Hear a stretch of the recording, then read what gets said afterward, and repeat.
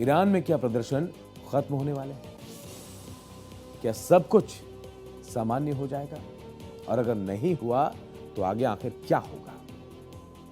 हम आपको बताने जा रहे हैं कि किस तरह से ईरान में प्रदर्शनकारियों को 3 दिन का अल्टीमेटम दिया गया है। प्रदर्शनकारियों को प्रदर्शन खत्म करने तो दंगाइयों को सरेंडर करने को कहा गया है। ईरानी सरकार वादा भी कर रही है कि आर्थिक समस्याओं का भी समाधान कर लिया जाएगा, लेकिन सोचने वाली बात यह है कि प्रदर्शनकारियों की मौत में इजाफा भी हो रहा है, जो ईरान के ताजा हालात को बयां कर रहा है।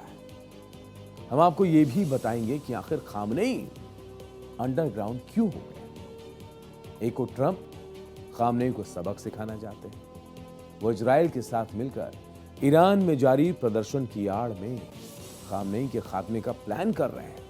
वहीं अब ईरान में प्रदर्शनकारियों को प्रदर्शन खत्म कर अपने काम पर लौट आने का अल्टीमेटम दिया जा रहा है। क्या अल्टीमेटम, जरा ये दिया। अल्टीमेटम खुद ईरान के पुलिस प्रमुख अहमद रेजा रादान ने दिया है।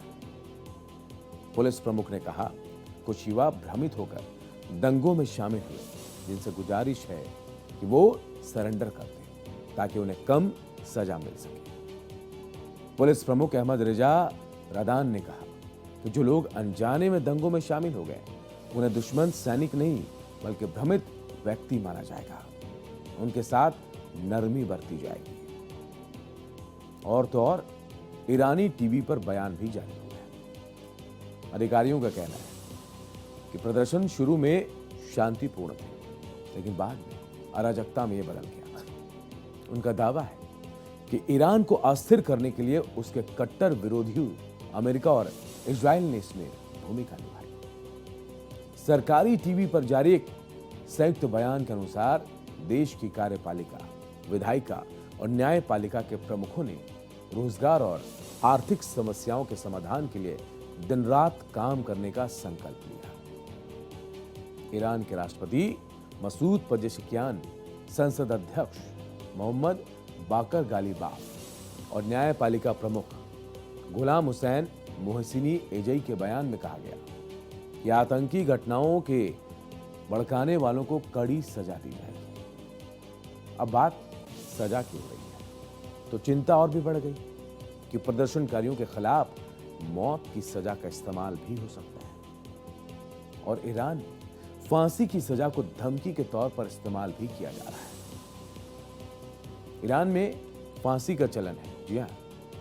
वैसे भी मानवाधिकार संगठनों के मुताबिक चीन के बाद दुनिया में सबसे अधिक फांसी देने वाला देश ईरान ही है। संयुक्त राष्ट्र के मानवाधिकार प्रमुख ने भी एक बयान में कहा कि पिछले साल ईरान में कथित तौर पर 1500 लोगों को फांसी दी गई। यहां आंकड़े थे 1500। प्रदर्शन में कितना नुकसान हुआ, इसका भी आकलन किया जा रहा है।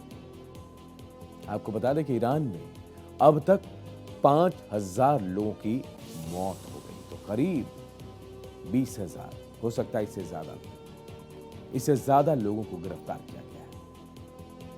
उधर खामनेई कह रहे हैं कि उपद्रवियों की कमर तोड़ देनी चाहिए।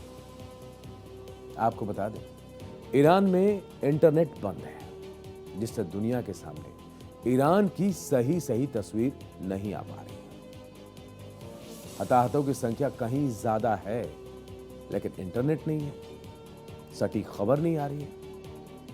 उधर ट्रंप की धमकी के बाद खामनेई को हर पल डर सता रहा है। वो 7 महीने में दूसरी बार अंडरग्राउंड हो गए। जी हां, सही सुना आपने।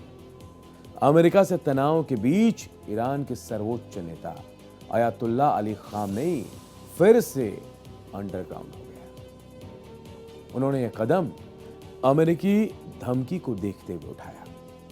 पिछले 7 महीने में यह दूसरा मौका है जब वो एक बंकर में छिप गए।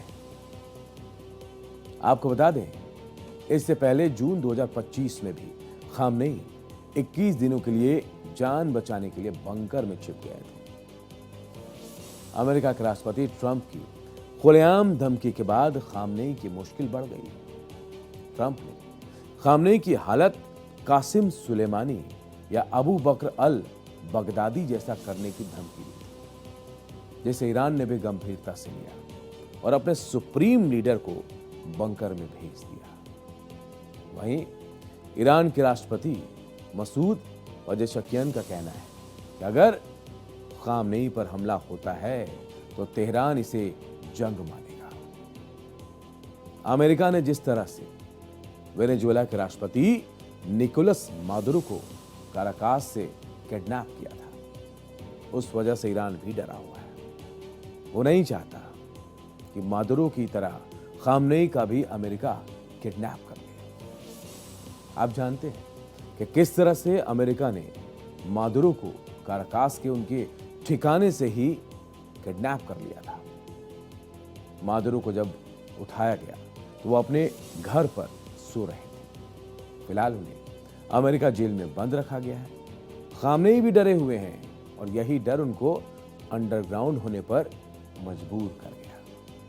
अब सवाल उठता है कि खामनेई को आखिर कहां छिपाकर रखा गया है।